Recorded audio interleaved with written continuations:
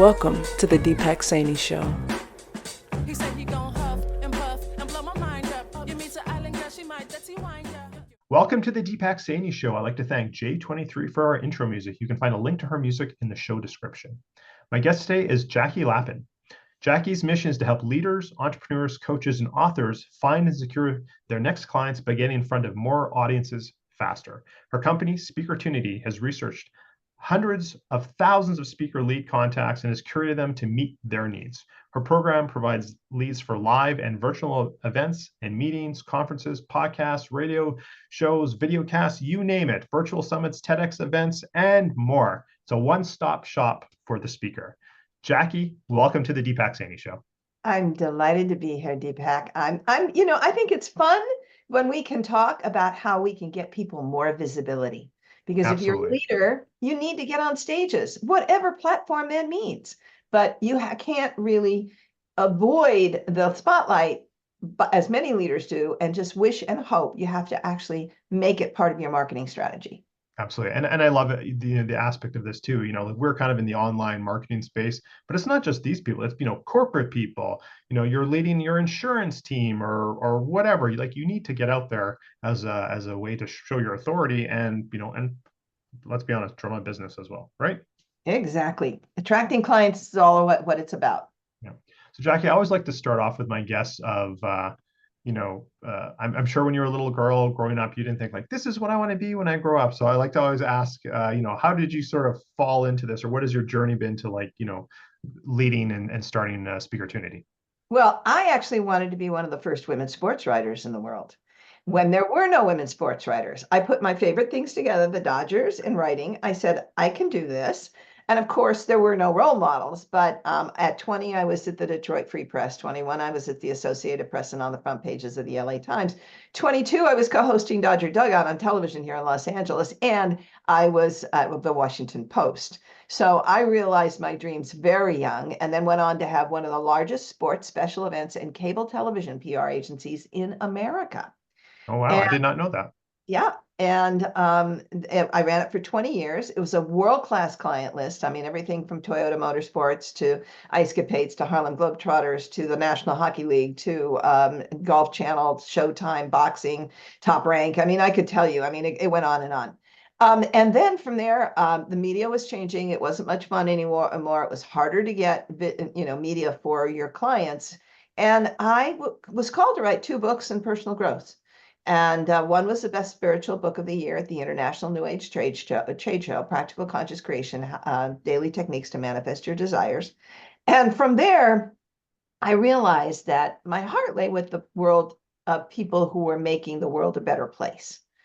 And so I rebranded my company, Conscious Media Relations, and started doing, and we continue to do, radio podcast tours where we introduce authors, leaders, and experts to 9,000 shows every given month. I mean, whenever we, do these tours. Right. And we've done 400 of them, and our clients include Don Miguel Ruiz, Ariel Ford, James Twyman, Joe Vitale, Chris and Janet Atwood, Maureen St. Germain, Mary Diamond, all kinds of luminaries in the personal growth space. But we cover a lot of different topics as long as it improves one's life, one's business, to the planet. So in the midst of doing that, and we've been doing that now for 15 years, about 5 years into it, some people came to me and said, can you book me for speaking gigs?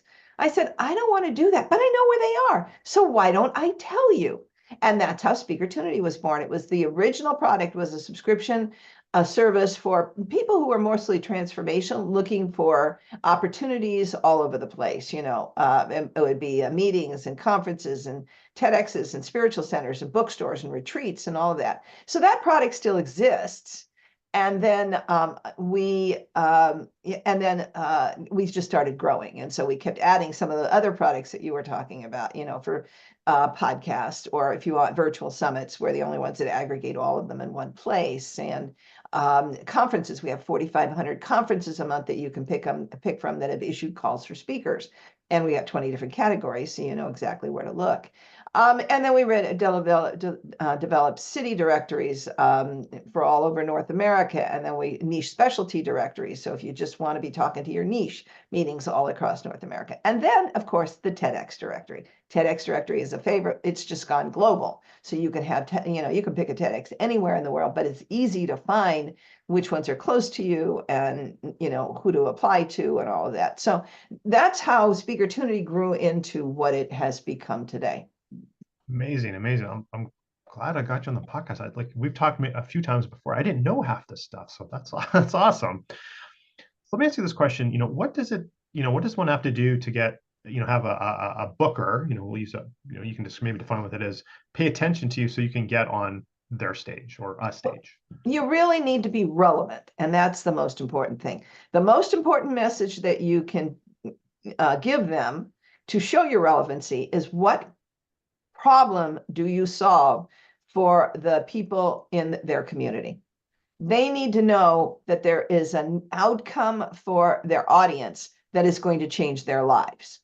And if you can convey that in all your materials, that we're going to talk about a little bit more, then you've got something really important. But there are other things. It's the right audience.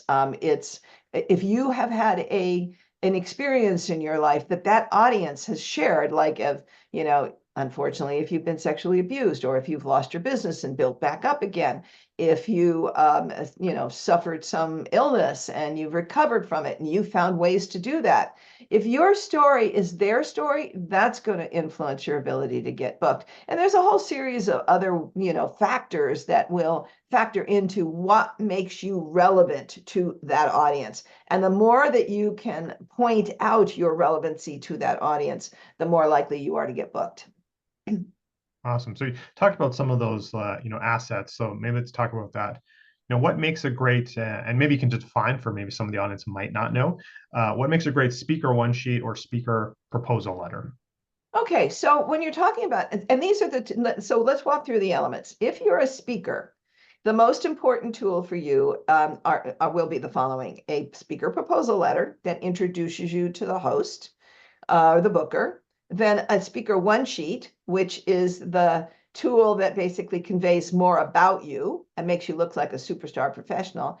And then video that you're going to need to demonstrate how good you are on stage. So when it comes to a speaker one sheet, you can't put everything that you need to tell the booker in a 5 to 7 paragraph proposal letter. So this is where you show them how much you shine. And on the front page should be a bio on you, some great graphics, either headshot or speaking on stage. Then 2 testimonials of preferably people who have booked you, although you can use clients or people who've heard you as an alternative, but bookers, so don't wait to get your testimonials. Get them this minute you get off the stage from a booker, when they're so hot and excited. Right. And so you can use them in that. And then the backside, you really should have 3 presentations, because if you only have 1 arrow in your quiver, it had better be a bullseye. If you give people a choice of 3 different presentations, whether that's the same presentation rewritten for 3 different audiences, whether it's 3 entirely different topics based on your expertise, whether it's different skill levels, you really need to give the booker a choice so that they can say, that's right for my audience. So you want to have the description and some bullet points, takeaways. What are they going to learn in each of those? On the back side, and then your call to action on the front, and your contact information. And so that was what really makes a great speaker one sheet. Go ahead. So Jackie, so you mentioned 3, and then of course you're gonna have some bullet points in each. Is 3 the magic number? Or is it more of just you only have so much space? So if you're gonna have a couple bullet points for each 3, you're kind of limited to 3. What's the magic with that number 3? So you're limited to 3 presentations, but you can put more bullet points than 3. I generally go 3 to 5. On that. So okay, so the number of presentations, 3 is kind of the magic number.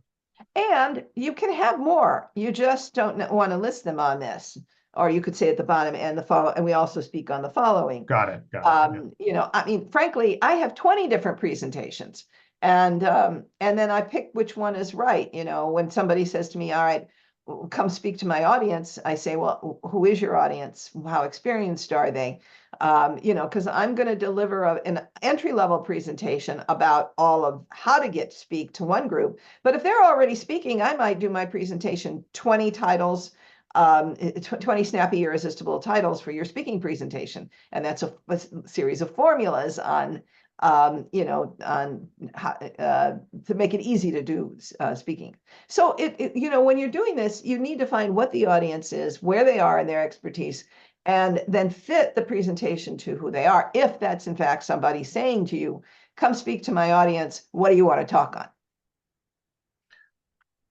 That's good advice. I'm glad we have you on, because I was just approached the other day at the time of this recording the other day, like, hey, I'd love someone I've partnered with before, like, I'm doing this thing, I'd love you to talk.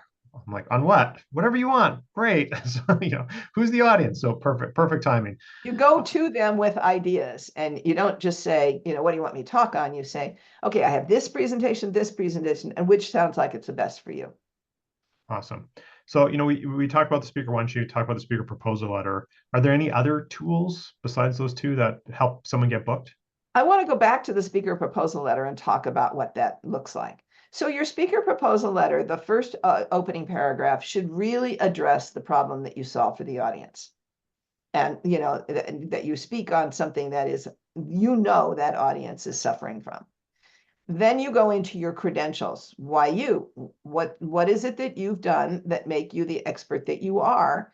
And sometimes it's I have this book, or I've had these results, or I've already spoken here, whatever it might be. And then the last part of it is you really spell out much more about what you're going to deliver. And a little bit, not a lot, but a little bit. And then the next thing is, here's my speaker one sheet, here's my speaker reel.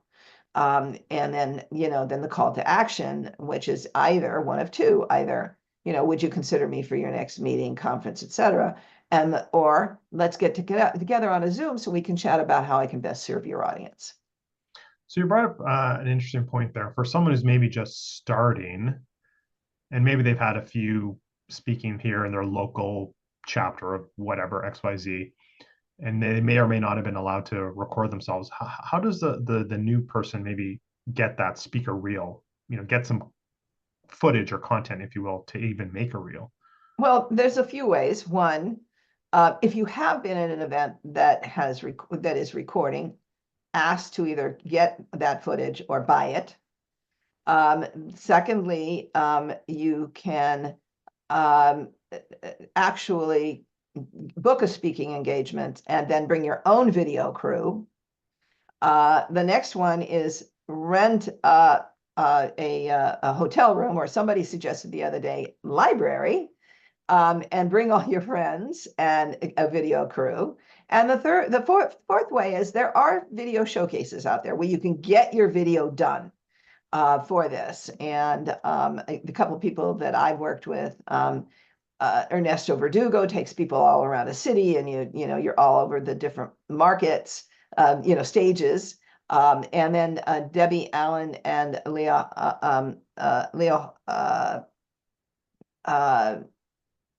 Hyben also have a program where you can actually get it done quarterly. You can pick one of the events quarterly that you can come in and do it. So those are all good ways to get your video done. Got it. Yeah, I think I would say for the person starting out, probably get your friends together and just record to them and have somebody record it. That's probably a good way. How does one? I'll ask this question kind of selfishly because I'm kind of in this boat right now. How do you pick the right opportunities that are right for you and you're not wasting your time? I think I love your opinion on this, Jackie. I think when you're starting out, like, take every opportunity that can work and practice. It's practice, right? But when you get to a certain level, you need to be more selective, even if it's not a paid speaking gig, but like, what's the audience? Is there some payoff in the end? So how does one go about finding the right opportunities for them? Well, the first thing you want to do is you want to make sure there's a market match. That a booker controls the audience that you need to be with. And I suggest that you start with local. Well, virtual is great because you can speak anywhere virtually. And podcasts I consider a virtual opportunity these days because most of them are video casts. And so, take advantage of, as you said, what's available to you.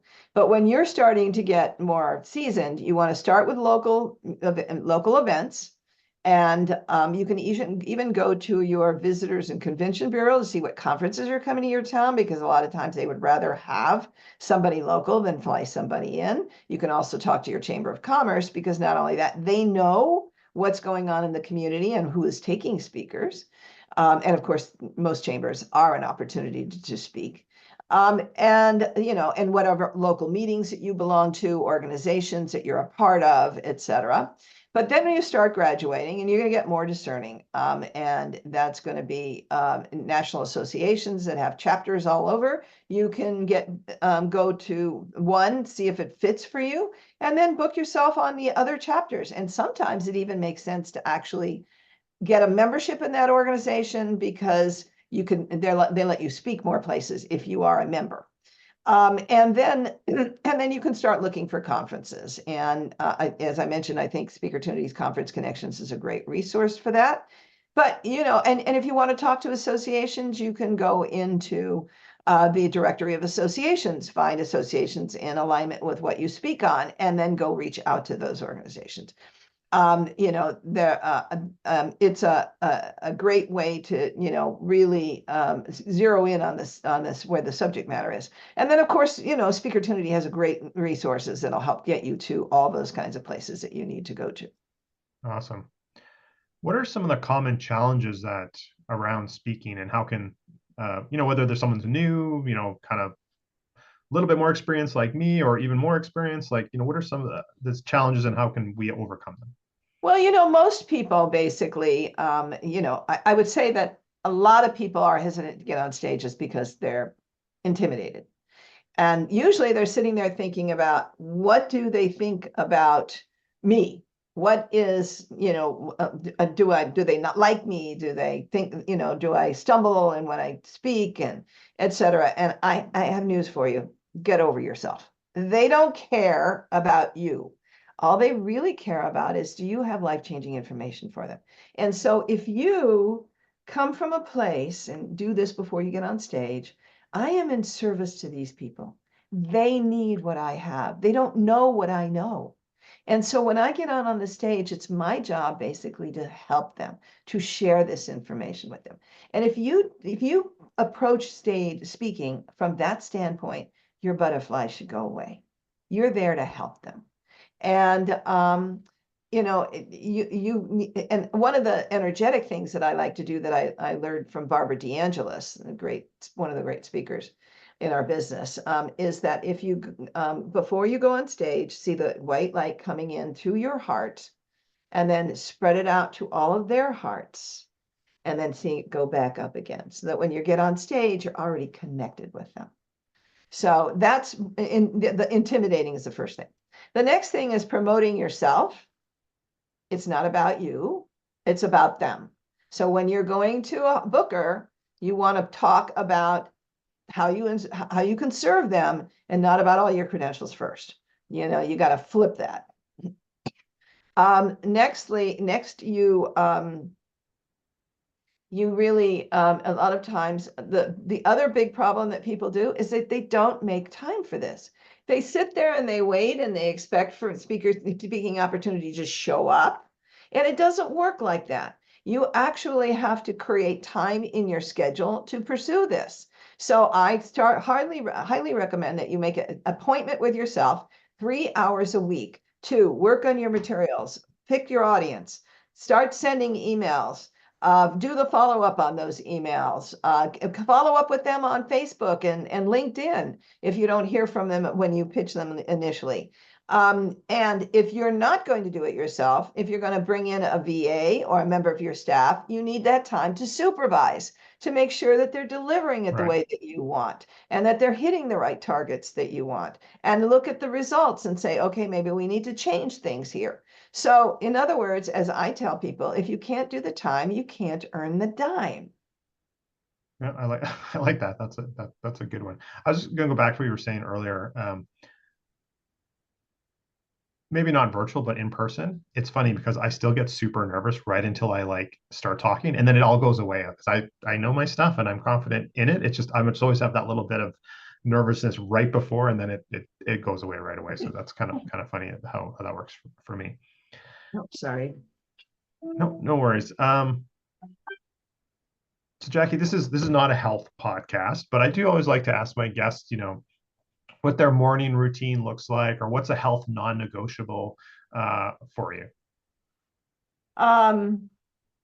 Wow. For me, well, here's my mental health non-negotiable. I take my Sundays off, and I have what I call sacred Sundays. And that is sitting in my backyard. I got waterfalls. I hear the water, peacefully reading historic novels. That to me is true joy, because on Sunday morning, I am hitting the ground running. And if I don't recharge on my Sunday, then I don't have enough energy. I'm not fresh. I am crabby. And so if I travel on like a Saturday and a Sunday, going into that next week isn't great for me. So I reserve my Sundays to recharge my mind and my body. I love that. And I think more people need to do it, regardless if you're an entrepreneur in the corporate world, you're just stay-at-home mom, or whatever the case may be. Like, I think that is super important. We need to recharge ourselves. So I love that. Let me ask you this question. It could be health related or not, it could be business related. What do you wish you would have started earlier?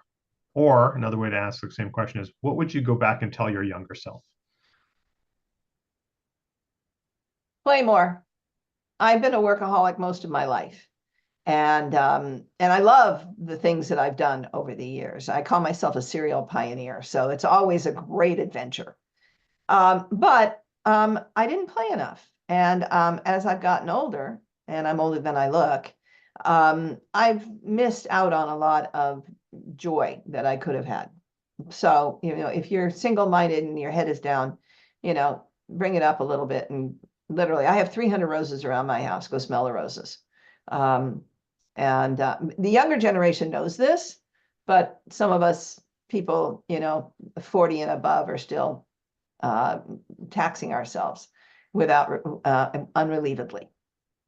I love that. And if I could just piggyback on that, I think it can't be that once a year vacation, or that, maybe twice a year or whatever. It should be, I think, daily. There should be some component of your day daily that's part of that. So yeah, I love that. Love that answer.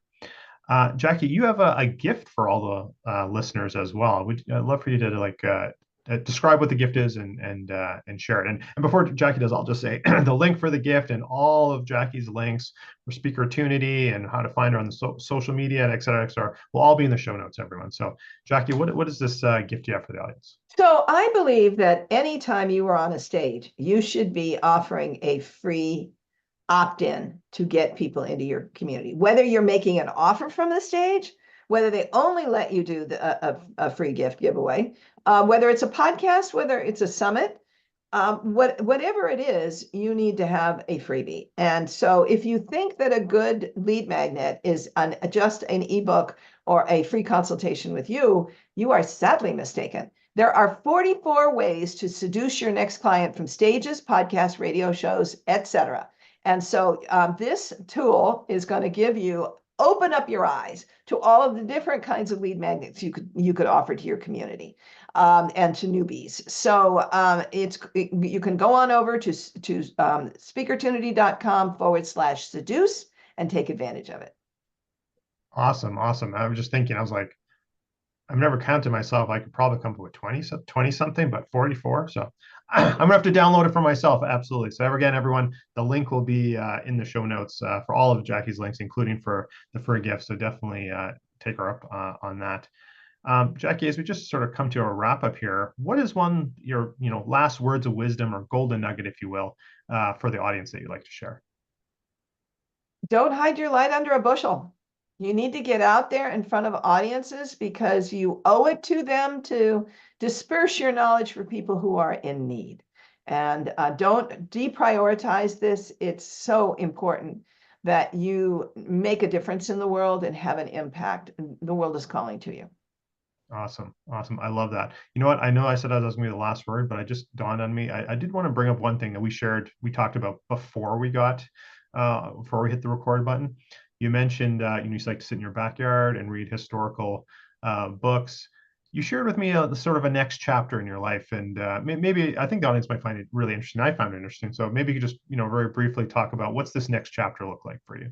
I'm going to be launching a blog called The Historic Traveler. And that blog is going to focus on not only my beautiful photographs of historic cities and places all around the world, but it's also going to talk about the historic novels and the history books that illustrate the places where I'm going to be featuring. And I think it's going to be a lot of fun for people to kind of take that armchair visitation into the lore and the location itself. And it's going to be fun and entertaining, and there's going to be a lot of cool stuff that are going to come out of it. So it's called The Historic Traveler. And when this it comes, it may not be up yet, but I'll at least have a holding page. So come on and visit and sign up, and we'll alert you when it's ready to go. Awesome, awesome. Yeah, very cool, very cool. And I find that very interesting. I'm just knowing my wife, she would find it even more so interesting. She loves history and travel and all those, when we do those type of vacations, she's the one who wants to go to every museum and know everything about, that city and everything. So she would love that. So again, everyone, one last time, all the links, if this holding page or just get into be part of Jackie's community, and then you'll know about it. So anything about speaking or anything we've talked about earlier, or even this new avenue for Jackie, just connect with her and you'll know everything there. So Jackie, I want to thank you again for being a guest on the Deepak Saini Show. It was my pleasure. Took us some time to get it together. I'm so super glad that you were able to come on today. Thank you. It's been a joy to be here, Deepak. So I'm going to throw it back to J23, who's going to guide us out with some music. Also, don't forget to check out today's show sponsor for the Deepak Saini Show. Again, everyone, thanks again for listening. Exceptional results for the exceptional you. Till next time. This episode is brought to you by Bioptimizers. I love their product, Gluten Guardian. Now, I'm not celiac, but I am sensitive to gluten, and sometimes you just can't avoid it. You're out. Sometimes you just want to celebrate that, birthday cake that your kids made, what have you. So I'll pop a couple of these pills just to help mitigate the inflammation and help break down the gluten that I may ingest sometimes. So Gluten Guardian also works with dairy as well. I take these occasionally, and click the link and you can save 10% off at least, if not more. Cheers. Podcast produced by the Minted Green Company